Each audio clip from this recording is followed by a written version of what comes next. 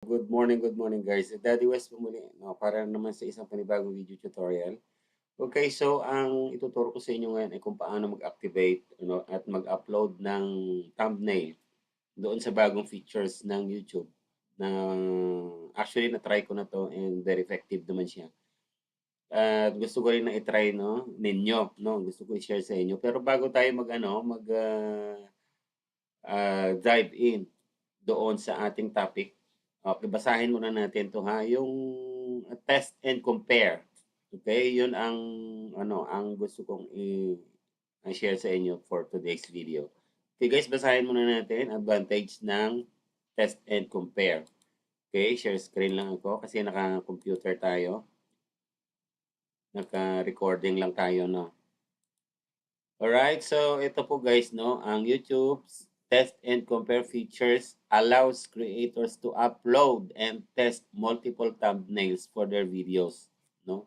Tapos, this helps pick the one that generates the most engagement. So, pipiliin ng algorithm ang thumbnail na may pinakamaraming engagement. Measured by watch time, test and compare is the same as yung A/B testing sa ano yan, sa Facebook yan. Problema naman diyan sa A/B testing, eh, nawawala nga yung video mo, hindi mo makita-kita.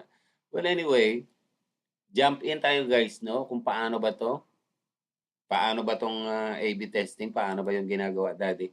So, dito tayo sa ating YouTube Studio, mga walangga. Dito sa ating mga video actually meron na ako, oh. Ito yon yung, paano mag-livestream na naka-vertical livestream, yung may video looping. Meron na yan, may dalawang, actually dalawa lang nilagay ko. Ayan, ayan ang magiging itsura niya.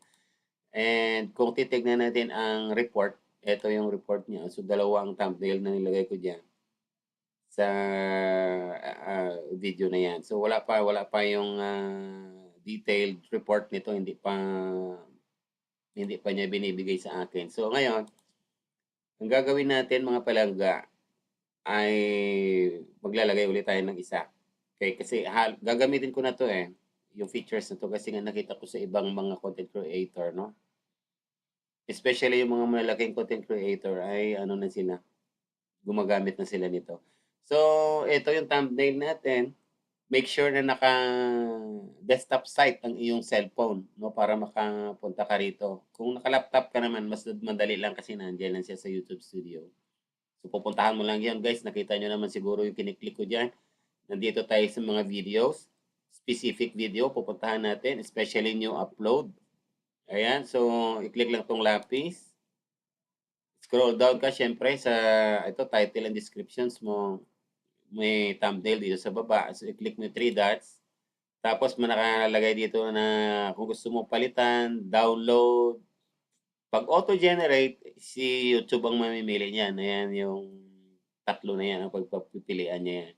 So, dahil tayo ay nagko-customize tayo ng thumbnail, maglalagay tayo ng test and compare, which is ito yung tinuturo ko sa inyo ngayon.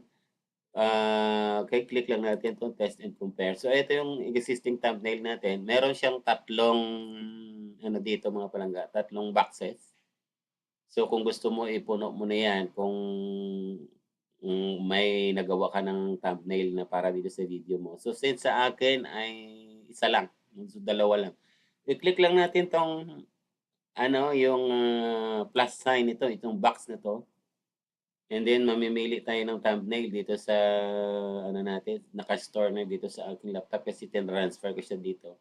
Pero kung sa cellphone, mas madali siguro guys. Okay, so ito siya. Yan. Kung sa cellphone, mas madali to. Kailangan na login kayo sa Chrome ha. So yan.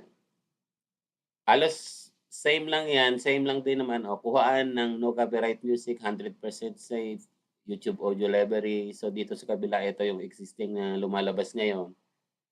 Yung no copyright music, YouTube Audio Library, tapos, kasi nga, sinama ko dito yung CapCut dahil inedit natin sa CapCut ito yung thumbnail nito. Anyway, pag nailagay mo na yan, thumbnail na yan, i-done lang natin. Okay, done. So, ito na siya mga palangga. Ayan, magkadikit ang dalawang thumbnail. So, after mo na done, may isa pang click dito sa taas para ma-process na yan. So, i-click lang natin yung save. Ayan, so save na yan.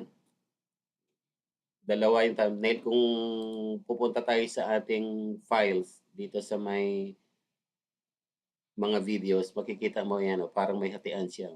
Naka VIP kung tawagin. So, yun lang mga balangga. Dry run lang ito pero since yan ay binigay ng YouTube. Okay.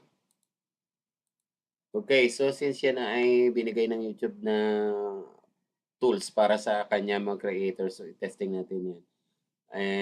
Susubukan natin kasi sinasabi na mas maganda daw yan. Mas maganda daw yan para sa impression ang ano natin, no, ng mga video upload natin. Anyways, so yun, nakita niya naman. Gusto ko lang makita yung inyong mga questions dyan guys no, sa ating comment section kung meron kayong mga tanong. And of course, kung meron man kayong mga video na gusto pang ipagawa, ayan, mag-ano lang kayo diyan, type lang kayo diyan ang inyong comment. At gagawin natin 'yan sa susunod na upload.